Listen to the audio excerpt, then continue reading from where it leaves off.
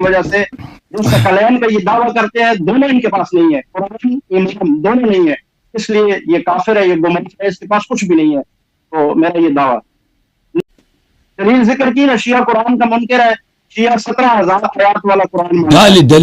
दलील यही है कि 17,000 आयत, बस यही है, ठीक है ना।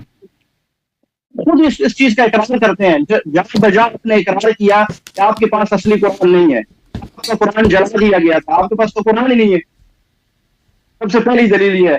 दूसरी दलील ये है कि आपके पास ईमान भी नहीं है, जिसके पास कुरान में ईमान में ओके भाई तो हिदायत ही नहीं है। और तीसरा ये है कि